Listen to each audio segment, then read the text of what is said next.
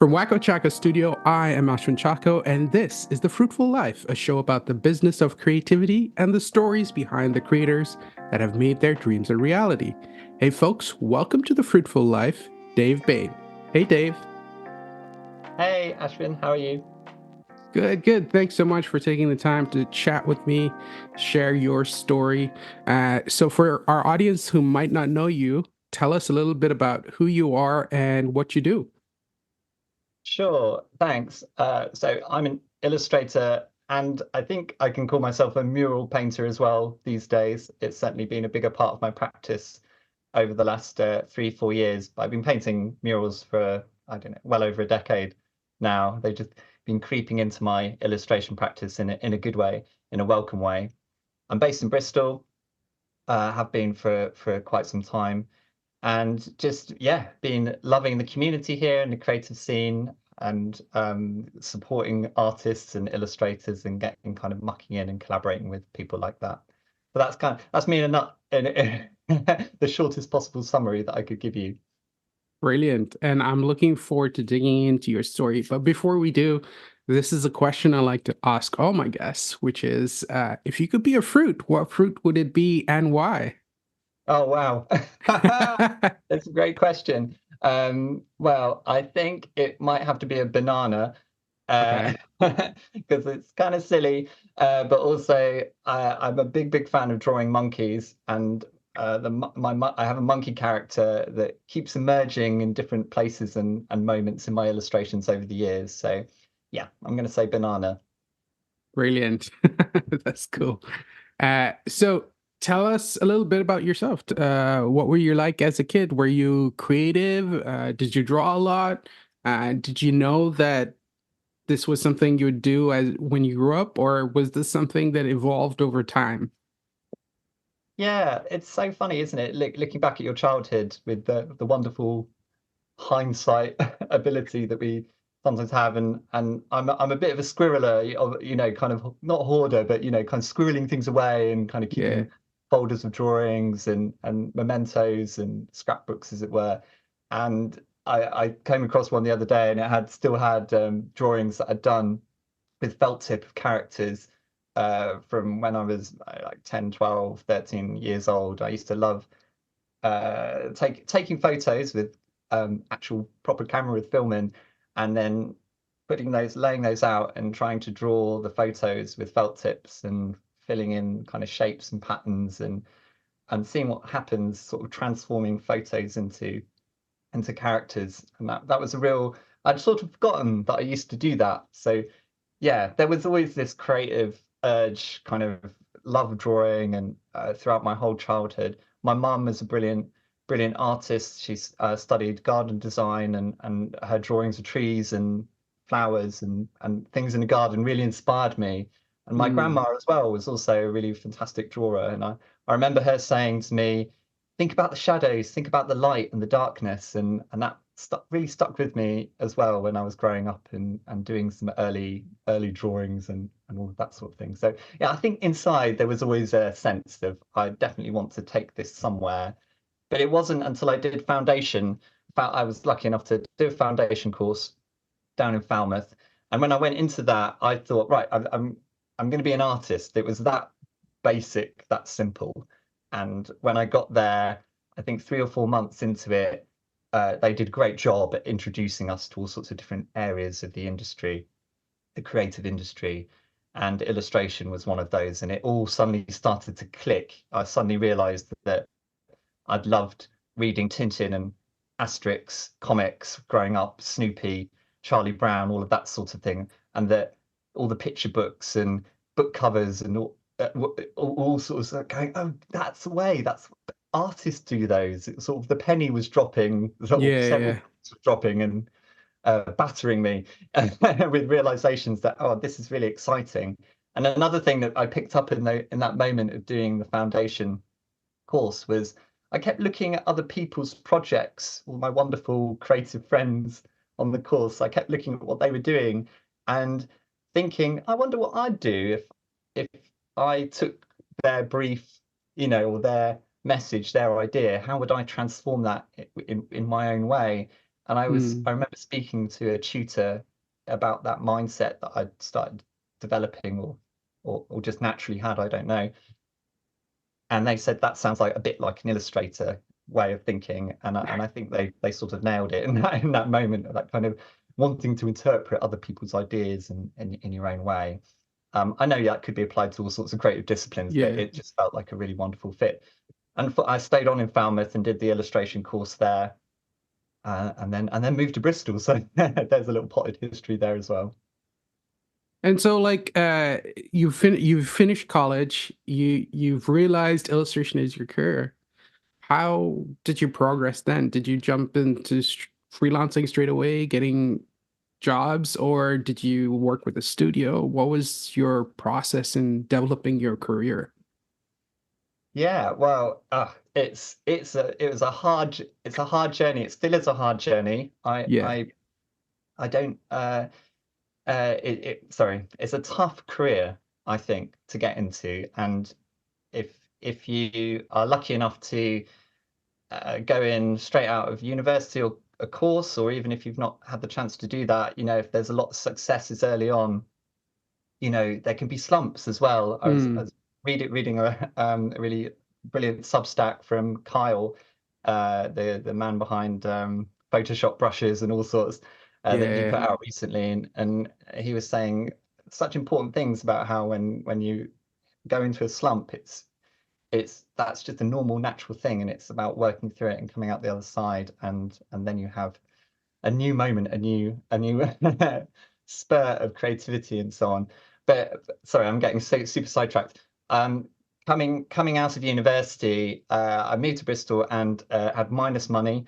Uh, uh, Put myself out there to any kind of job that would have me. I ended up doing some bar work. I was a secretary for a wonderful dyslexic school for about a year and a Right.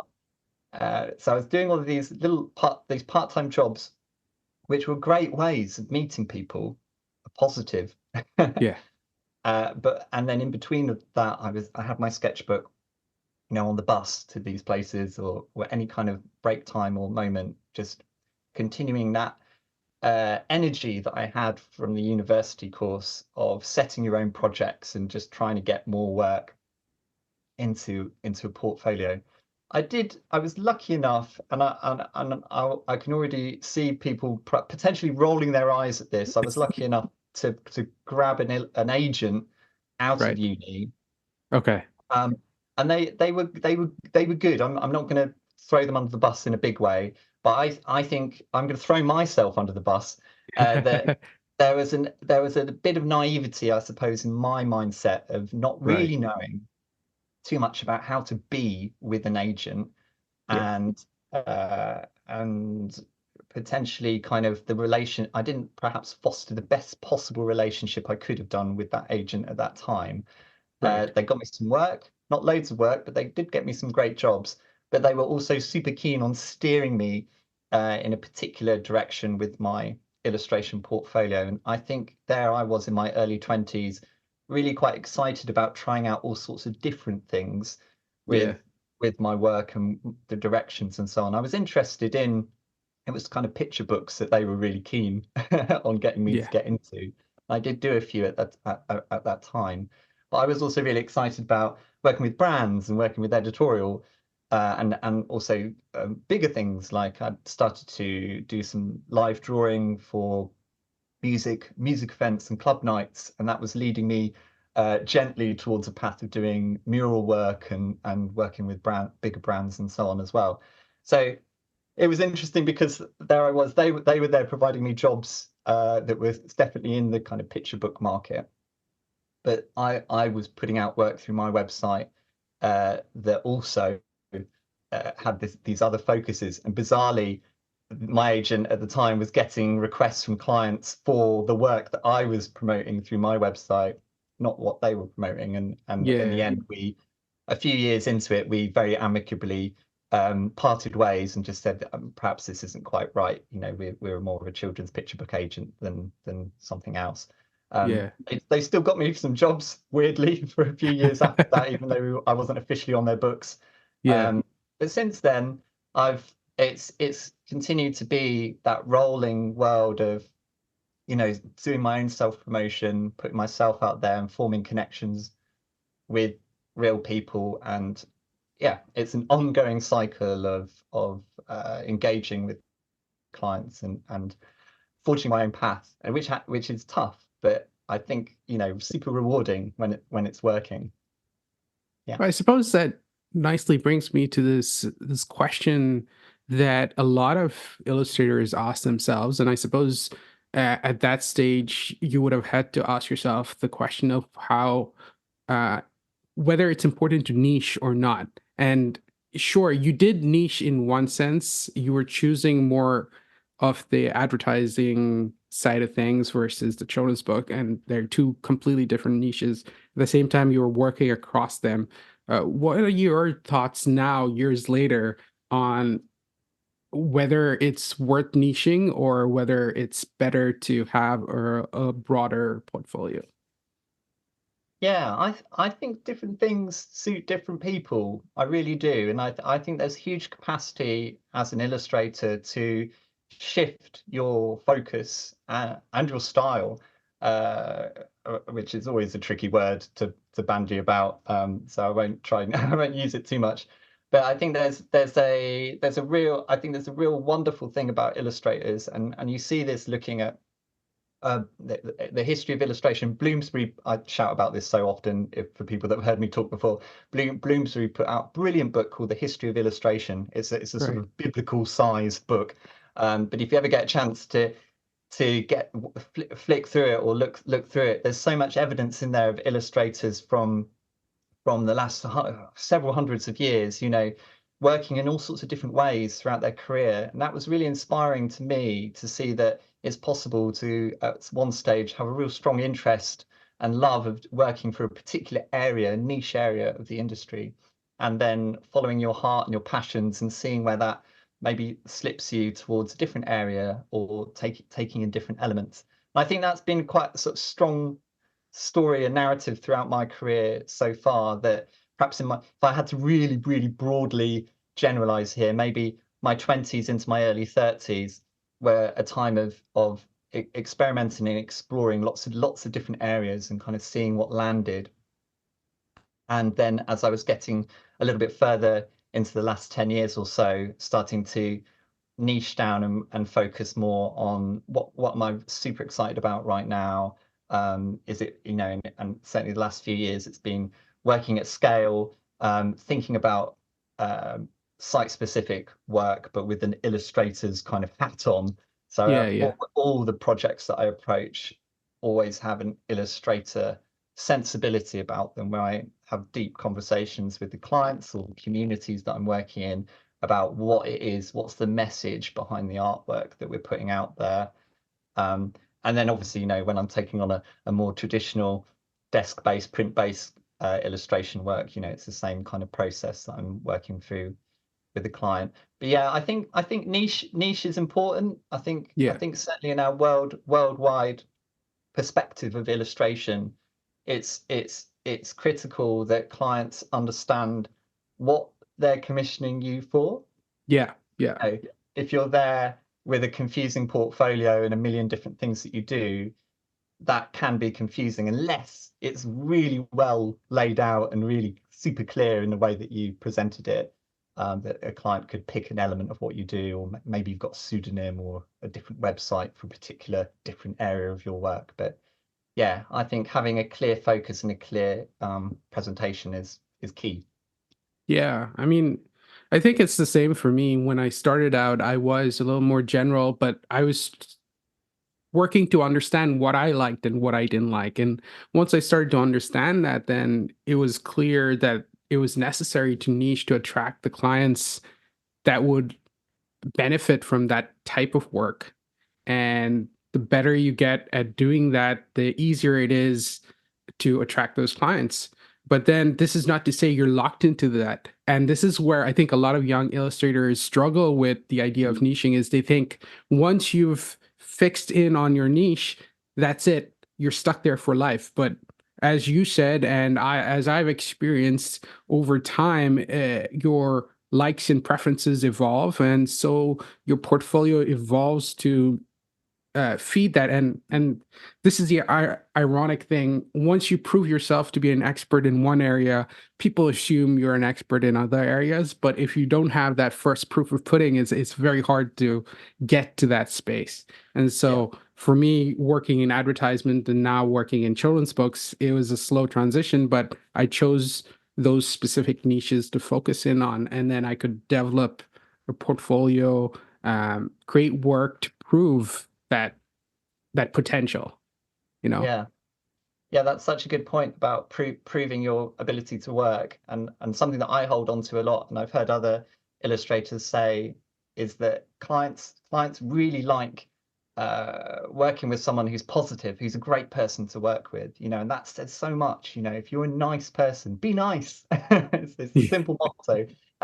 Yeah, if you're a nice person to work with, and obviously if you deliver professional results, as you're saying, Yeah. then you can carry that through to all sorts of other areas. If you do shift slowly your style or direction into a new space, that you can potentially carry those clients through with you. Yeah. Um, as an illustrator, creativity comes a lot easier to us than the business side of things. And more often than not, in colleges, that's not something that's really touched on. It's more focused around our craft and developing it for ourselves. And so, for yourself, what was it like, leaving this agent, now going out on your own, having to develop your own contracts, chase up your own clients? What sort of business practices did you put into place? How did you learn or teach yourself? What kind of failures did you have that Mm. helped you develop your business to what it is today? Yeah, that's a great question. So I think community has always been really important to me. I mentioned it very quickly earlier. So there's a wealth of illustrators in Bristol, which is such a blessing. And around the time that I parted ways with my agent, I helped set up a collection, oh, well, the words are escaping me, but uh, a group of illustrators A called co-op, a sort of? collective, yeah, A collective, yeah, yeah. called Drawn in Bristol, and it was a group of around 50 illustrators. So that was really, there are more illustrators in Bristol. It's a wonderful city. But that time it's around 2009, 2010, that kind of time. We had a studio space in a large city centre building. There was about 30 illustrators who were able to come in on a regular basis into that space, and we had a screen printing studio as well. And I mention all of that because for those 3 to 4 years that we ran that collective, there was this brilliant community of illustrators there where we were able to have just one-to-one conversations, over coffee, tea. This is how you do a contract. This maybe this prices should be a bit higher. Maybe this license, you should think about that when you're doing it. And it really opened my eyes up personally to all sorts of different ways, professional ways to approach illustration. Nowadays, there was a bit of a gap after that, but now we have a wonderful meetup group called PIP in Bristol that's part of the AOI's network of meetups. And I should, obviously shout out about the AOI, who, been a member for many years and do a lot of work with them now as well. But they're obviously a fantastic resource of contract advice. They've got contract templates, a helpline, all sorts, and that all of that was really invaluable effectively as a sole trader, not with any access to an agent at that point. But the internet's a wonderful place as well, as we know, we're on it, and it's full of this wealth of resources of that other people have put out there, illustrators have put out there. I try and contribute to it now and then, and as do you, and it's a wonderful place to kind of learn knowledge from each other. So I think community is the big word there that I keep Yeah. coming back to, and reaching out to other illustrators. One final thought on that is I've got a part of a couple of WhatsApp groups that have about 10 to 12 illustrators in each one. And they, hands down, have been just a wonderful, wonderful moment to just privately kind of vent or put out thoughts about, oh, I've got this job. and I'm really a bit unsure about kind of the type Yeah. of license I should put on it, or the kind of the cost. Am I charging too little? Am I charging too much? And having illustrators in there that are at a similar level or a few years Mm, ahead of me career wise has been just so wonderful. I didn't set any of those up actually. What the group was set up by another illustrator, but for those, as a hurling out a lovely bit of advice to anyone who's listening, if that floats your boat, just go for yeah. it. Think of a few illustrators that you already know, or reach out to a few that you think might be friendly. Illustrators generally are, and Yeah. see if you get a little WhatsApp group together, or whatever messaging platform you use, and have those kinds of conversations. They're really invaluable. Yeah. Yeah, I think that's such a good point. Community is so important for illustrators because when you're working in a vacuum, I mean, we're solitary creatures as it is. It can get easy to get lost in that self, that fortress of solitude. You know, but if you don't have any external stimuli, you have no comparison to what you're creating. There's nobody to push you forward. You can't be stimulated by those ideas, as well as having feedback, somebody to bounce ideas off and clarify, client stuff. Is this the norm in the industry, or am I being, um, Yeah. yeah, is the Yeah. wool being pulled over my eyes, sort of thing? Yeah, exactly. Having people to bounce those thoughts off is so important. Yeah, we're often there, a lone island in the sea, Yeah, not yeah, really yeah, sure. So connecting with the people, even if it's just a few illustrators in a coffee shop, one morning, and just having a 1 hour chat, even if you don't get onto big, heavy industry questions, just connecting with other creatives that are doing something similar to you is just super reassuring, isn't it? You're like, I'm not alone. yeah. And I'm curious if you could maybe share some learnings on pricing with us, because this is something that a lot of illustrators struggle with, is understanding pricing.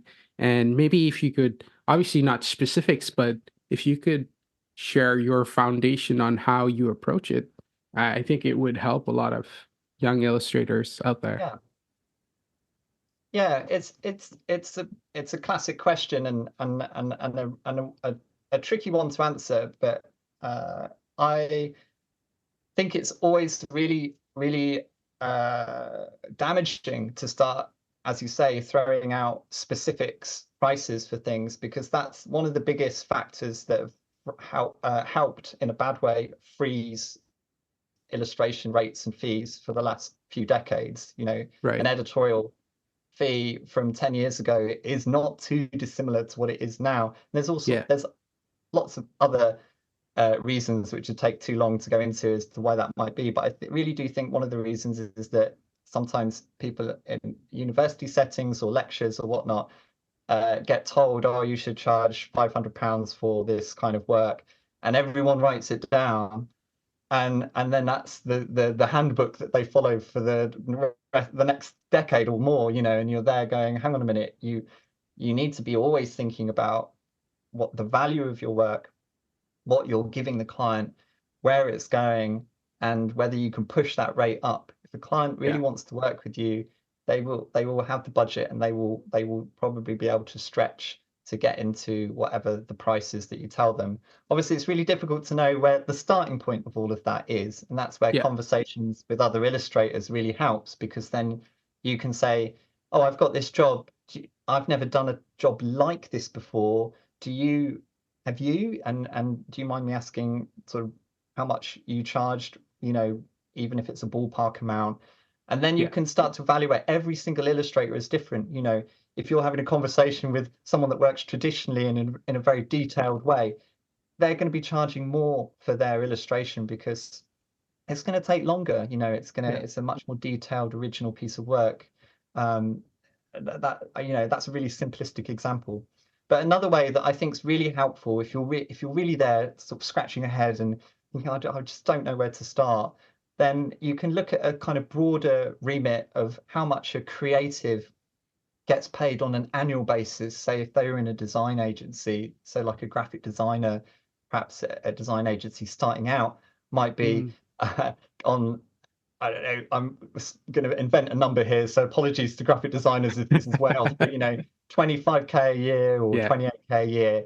And then increasing, obviously, the more experience they get throughout their career, they're going to be hopefully getting up to a lot more than that. So yeah. if you're fresh out of university and you're thinking, right, okay, what do I need to survive as a person? How much is my rent? How much are my bills? How much do I spend on food per month? It's great to do. I remember it was actually thanks to my dad for recommending me this one is, do a money calculator, just figure Yeah. out how much money you're going to be spending every month. That's at minimum the amount that you're hopefully aiming for to be earning, and then you obviously want to be trying to earn a bit more than that so you can put money away for tax, put money away for, dare I say it, a pension, Yeah. savings, that kind of thing, the boring adult stuff. And then you start to think, okay, well, this is how much I should be earning throughout the whole year. Then you can divide that by 12, so you've got your month rate, and then you can start to be thinking, okay, where am I getting into here? What I know we shouldn't be thinking about day rates as illustrators unless you're working on particular kind of work for hire jobs with design agencies and so on. But it's a good starting point to think, oh, hang on, I know how much money I'd like to make this month or this year. If I break that down into weeks and days, what does that really mean? And where can I go from that? What stage in my career am I at? Mm, Obviously, there's loads more ways to kind of approach pricing. If you're going to work for a big brand, then yeah. charge more, please charge more. If you're working for a wonderful local charity Yeah. that's doing amazing work and you want to do a bit of pro bono or you want to discount your rate, that's up to you and go for it. One final little tip that I'd like to throw out there, is if you do ever do any kind of pro bono or discounted work with a charity, and remember charities do have money, they're not people Mm, give them money, they get money from all sorts of directions, so they can pay illustrators. Um, but is if you do an invoice or a quote for a charity in that sense, is that you can put on there how much you would have charged and then showing them the discount rate that you're giving them. And by doing that, it not only underlines how much of a professional illustrator you are, but it also gives them the opportunity to come back to you for more work. And at that point, they're not surprised if you go, well, this is how much it is, or if they recommend you to someone else, then they know yeah. that they're recommending someone that charges money rather than is just a freebie machine. Yeah. Yeah. Yeah. I think you said some really fantastic things in there. If I were to summarize, the key, I think, is understanding value, the value of Mm, illustration. And I think a lot of illustrators lack this understanding of what value illustration brings to businesses. The yeah. better we take time to understand the value of illustration, the better we'll be able to price. So, like you said, for instance, a mom and pop or a charity is not going to be able to afford a lot of money, and so giving them a ridiculously high quote is not going to get you that job. Whereas a giant corporate brand like Facebook or any of those big, corporates, the value they are going to put in the illustration is going to be huge, and so the price you can charge is going to be big, because if you think about where it's going to be used, how it's going to be used, and what value that is going to bring to the brand, it's going to Mm, make a larger impact for them than, say, for a mom and pop. And so if we can keep that in mind, then we can start to understand the basis on how we charge. yeah. And like Dave said, it's there's a reason why there aren't fixed rates, because we have to also think about the economy, the fact that every year there is higher and higher levels of inflation. And so we need to accommodate our pricing for that inflation. And a lot of times what happens is we get stuck on this fixed rate and it doesn't accommodate for that. So people still think 250 for like half a page of an editorial, but inflation rate, they're charging more for the magazine. So they should increase their budget for illustrations. Yeah. I think another thing to throw in there is, is that once you start conversations with a client, clients are real people. They're not Yeah. sort of, they're not an email, they're not a robot. I mean, not yet, anyway. Yeah. um, but they're people that you can start to have uh, human conversations with, like Yeah. normal one-to-one, and when you get into it's people, some people struggle with talking about money. That's normal, that's okay. But the more you do it, the more confident you'll get, the more you'll be able to have those chats with the client. And if a client's there going, with, we're sorry, this is over our budget, then you can start to ask things like, well, what is your budget for this? Yeah. And then you can start to have a conversation about what you can do for that budget. And maybe it's Yeah. just as simple as dropping one of the illustrations if it's a multi-illustration job, or making some of the illustrations a little bit simpler, removing a few elements from them so they're not going to take so long. Or maybe you can get into talking to them about the license usage. Quite often clients come in going, we want to buy out, we want to Yeah. use Yeah. your illustrations forever and ever. And you can question that and say, well, hang on, that's going to cost loads of money, and this is why.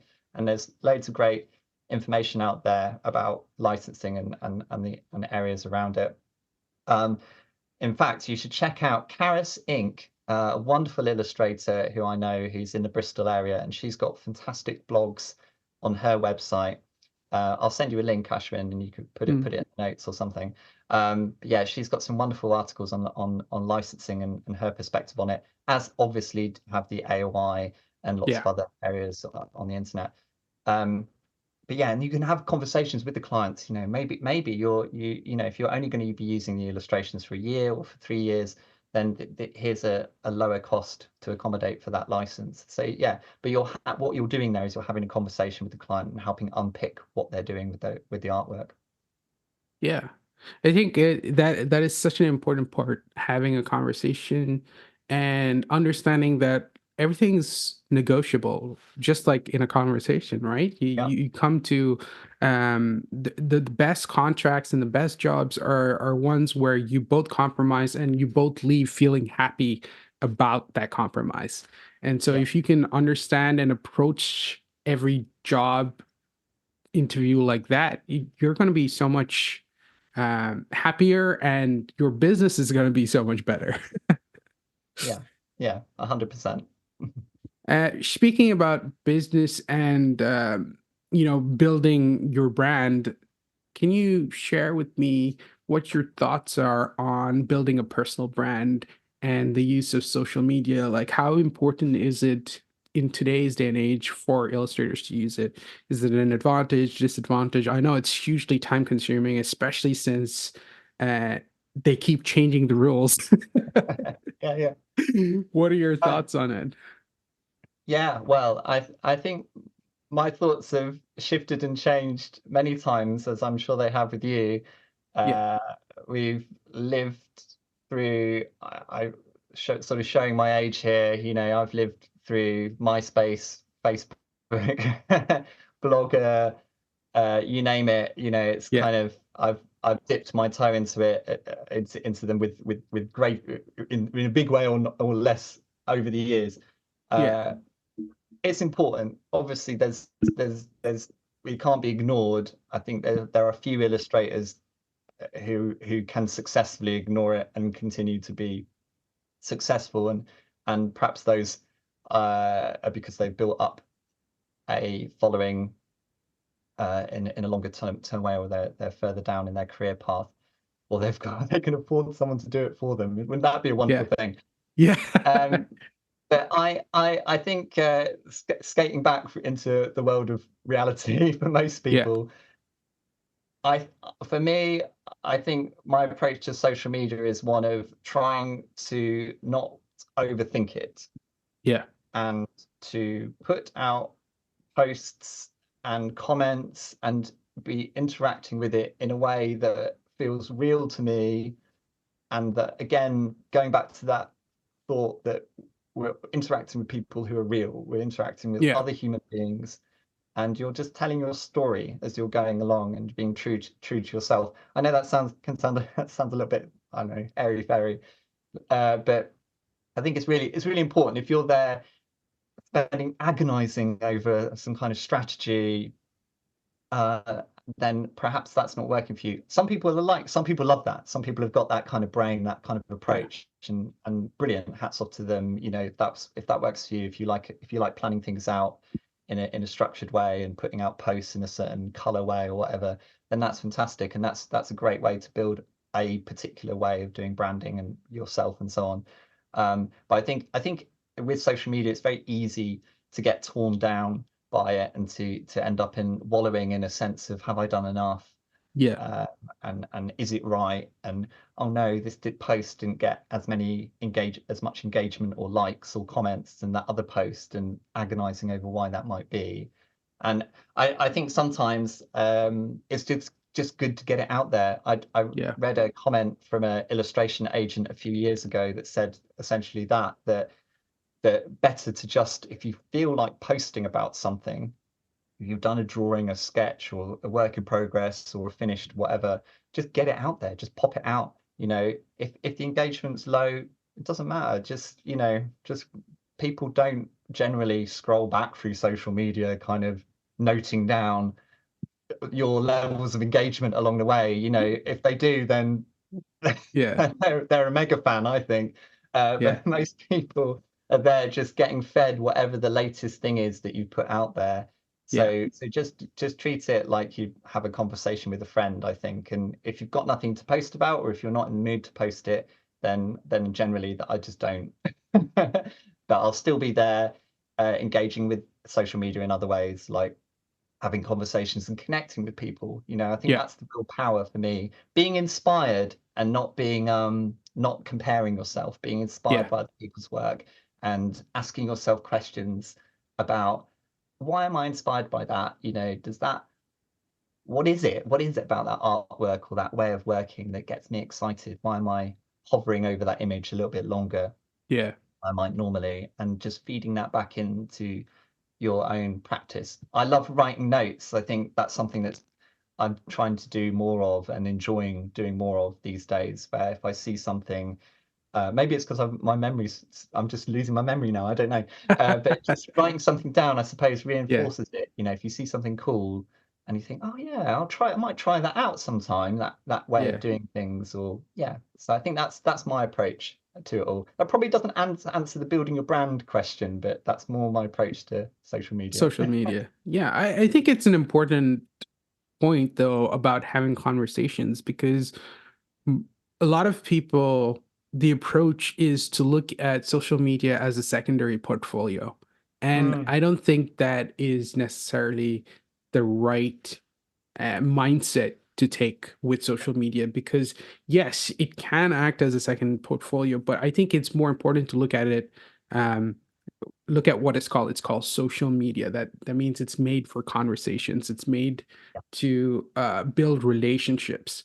I think the biggest advantage of social media is the opportunity to connect with people all over the world, whether it is with other creators, so you can be inspired by them, whether it's people outside of your niche. So, for instance, on an application like LinkedIn, where it's full of businesses, there's an opportunity to connect with actual businesses.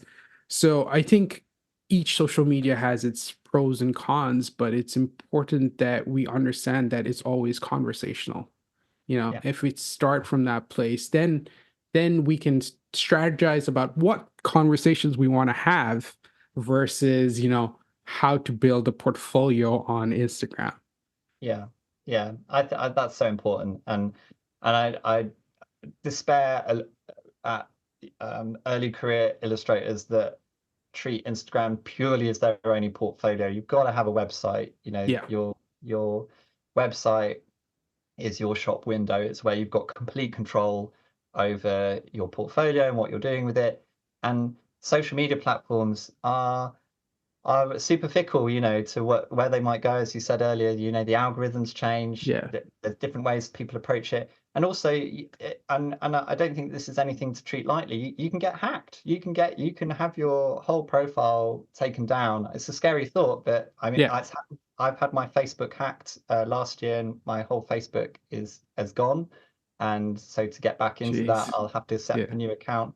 And Facebook, as most people know, notoriously impossible to Yeah. communicate with about any of that sort of thing. So, I mean, I've still got my Instagram, but I could wake up tomorrow morning and my Instagram could have gone, and I'd have a big cry for sure. Yeah. But but I'd still know that I've got my website and I've got other Yeah, platforms that I'm on and building communities on there. It happens to people. We've all seen it happen to people. So I think yeah. relying on a platform as your only way of putting work out in the world is not a good look. Definitely have a website. Yeah, for sure. And I think it's also a great opportunity to share your personality. On your portfolio, you might not be able to do that outside of expressing it in your work and how Hmm. your attitude towards work. But like your social media is an opportunity, a window for your clients to see what what are you like, you Yeah, know? What's your yeah, personality like? Would they gel well with you? And that makes a difference for them. They want people who are positive and excited about work. Use it as an opportunity to share that side of yourself. yeah. That's such a great point. And I think for people who are a bit camera shy, there's loads of great ways that you can put out your personality through social media. You don't have to show your face. For Yeah, example, you can have a camera set up just doing some of your drawing, or you can be posting things in ways that are kind of showcasing your personality, that what suits you.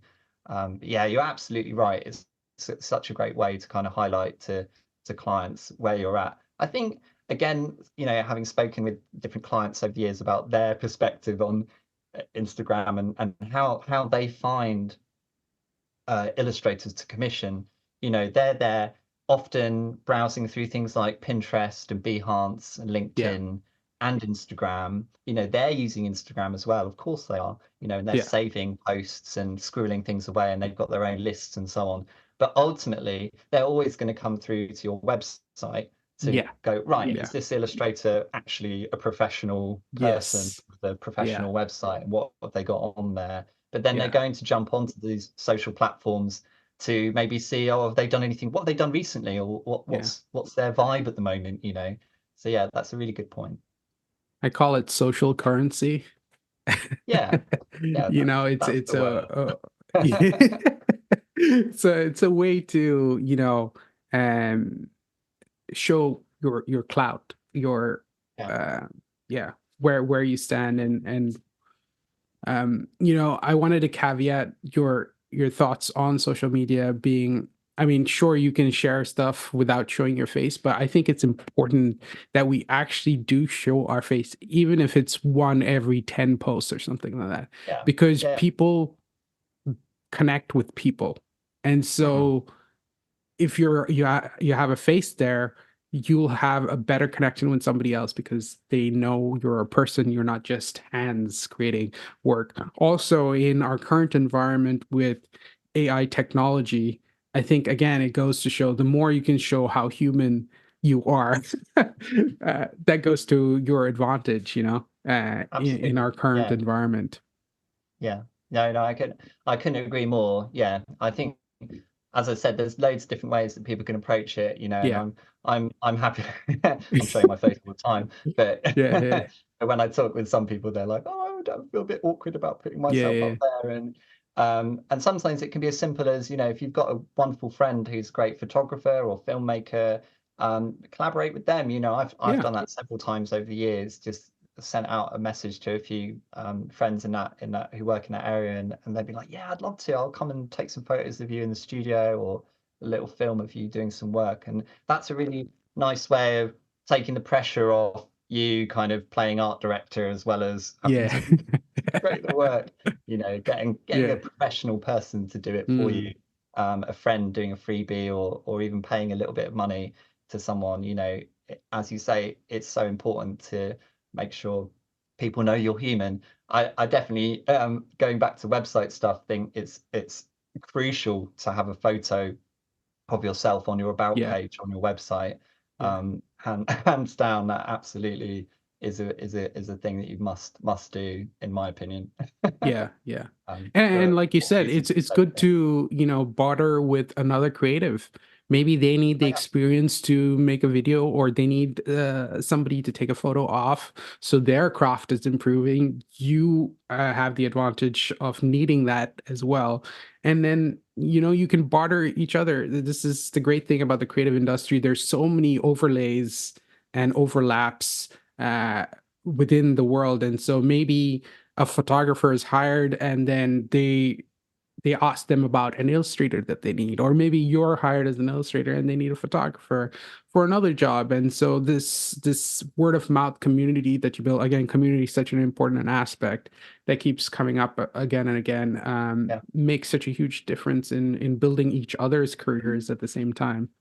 Yeah, definitely. You're supporting each other. You're sharing about each other's work. Whenever I work with another creative, I have lots of wonderful people that help me paint my murals, or there'll be people coming to document them, and I always try to. Well, I hope I've never missed anyone out, but I always try and shout about those people. Yeah, yeah, Even if it's just someone coming for a day and taking some photos, I'll make sure they get a nod in the credits, as it were, whenever I'm yeah, posting out about what's going on, and it's all part of kind of that network of supporting each other. It's so important.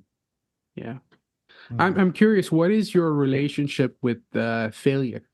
Well, Yeah, it's interesting, isn't it? Because we always gonna there's always gonna be something that doesn't work out, right? yeah, yeah, And I suppose examples of that are things where you think you've got a project, and then it doesn't, for whatever reason, a client goes with another illustrator or creative or mural painter or whatever, yeah, focusing on mural painting, quite often, and it's common practice, and I'm not knocking this at all. A client will get quotes from a number of different muralists, illustrator muralists for a particular job, or even broader than that. That an arts job, it's standard practice for, say, like a council to put out an public arts commission, and it's open house. Anyone can yeah, apply for it, and they have to put in an expression of interest and an outline why they think they're good for the job and what experience they'd be bringing to it, and the budget that they'd be spending, and so on.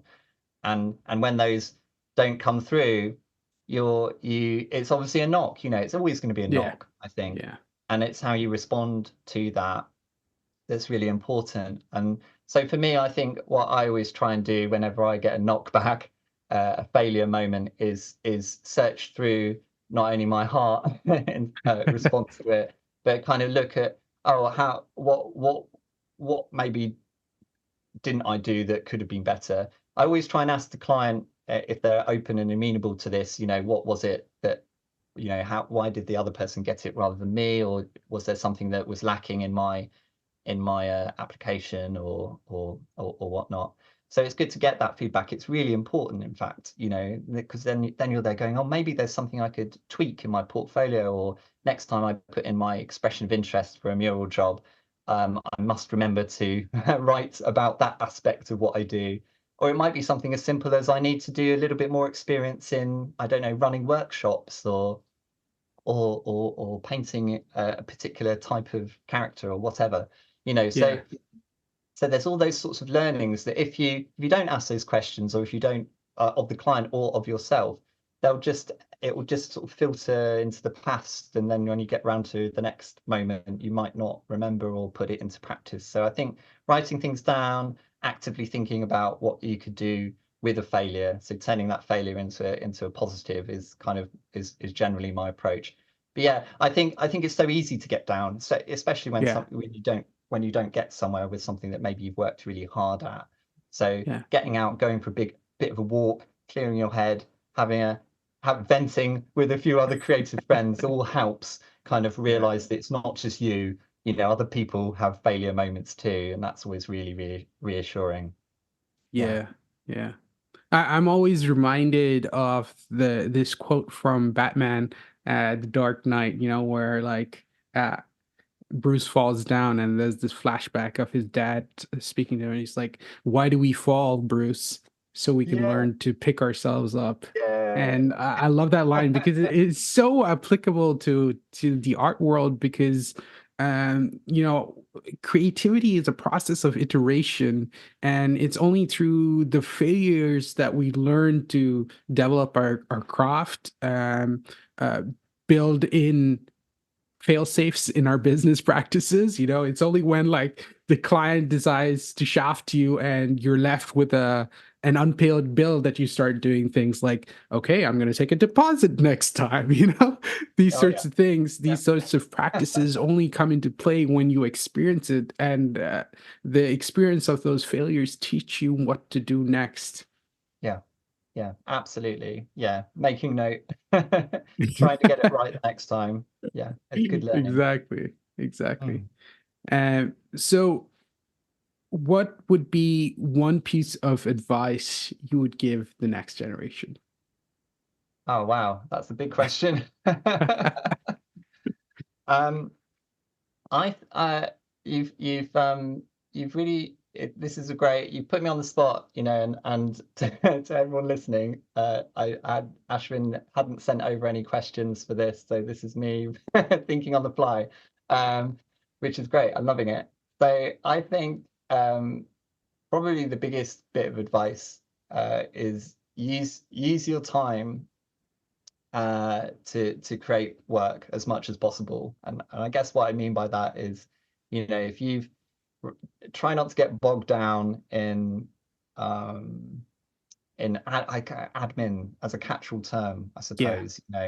Try if you've got an opportunity to time to create artwork, that should always prioritize, in my view, hours and hours spent kind of, I don't know, tweaking something here or signing yourself up to another social media platform or whatnot. yeah, That's all yeah, really important and that's great. And you should schedule time in to do those kind of important admin jobs. But, there's nothing worse than going days or weeks and then realizing I haven't done any drawing. I haven't done yeah, any yeah, creative. What am I doing with my life? yeah, We're yeah, here as creators, as illustrators, the wanting to create things. That's why we're in this industry. We're trying to create a career around mm, creating beautiful artworks to put out in the world and make a difference to this world. I hope that's certainly my motto or a part of it. And yeah, if you're not actually doing that, yeah, then what are you doing? So I yeah, think yeah, I think my that's my kind of, just get up and do it. If you're there thinking, what am I doing today? And it's all feeling a bit blank, or you're looking yeah, ahead at a day of just endless emails, then just take 15 minutes out. If you really got to do those emails, then fair enough, but take 15 minutes out and just do a drawing, do yeah, something. You will thank yourself so much for it. You will get there to the end of the day and you'll be like, at least I did that drawing, at least I did that moment of creativity. Even if it's a terrible drawing, you will have done yeah. it and you can look back at it and go, yeah, I did that. So yeah, that's my advice. Yeah, I think you're so right. It's so important for us to build a practice of making, Mm, and making daily, even if it's a doodle, yeah, even if it only was for 5 minutes. That practice, that discipline, then keeps us grounded in why we're doing what we're doing in the first place. If we lose sight of that, that is when we go move into dangerous territory. We'll absolutely. be flailing at all these other external things, and lose sight of the reason why we chose to do this career in the first place. Mm, yeah, yeah. So the last question I like to end all my podcasts on are, uh, what's the word fruitful mean to you? Yeah, gosh. Well, this is fair enough. This is one that I've been thinking about a little bit. I think fruitful is about sort of picking up on things, elements that I just said about creating artwork that is giving other people joy and giving other Yeah, people positivity. You're lifting them up, and sure, there's illustrators and myself. Sometimes we get commissioned to do something that's maybe the subject matter isn't as positive, but I like to, for me personally, try and take something and give it a positive twist, or give shines. Have a chink of light in there that people can mm, hold on to. And I think we really need positivity in our world right now, and probably, I no doubt, forever and ever, with so much gloominess and so on that goes on with it. And I think there's a real important job for illustrators and commercial artists, dare I say it, who are able to put artwork out into the world in public spaces that takes people by surprise and lifts them up. You know, Yeah. there's artists that put work in galleries. To see that, people have to go to the gallery and be there and experience it, maybe even buy a ticket to look at this artwork. It's a different world, but we've got an amazing opportunity to surprise people, to get work out there and gift people, hopefully, some positivity in their lives through what we're doing. So yeah, that's probably what Yeah, Fruitful means to me. it's so good. Yeah. And so important and so true. Mm. And hey, thank you all for listening to this episode of The Fruitful Life. I hope you walk away with some nuggets of wisdom. And if you did, please do me a favor and leave me a rating and a comment to let me know what you think of the show. Also, consider telling a friend. As always, be true, be you, stay fruitful.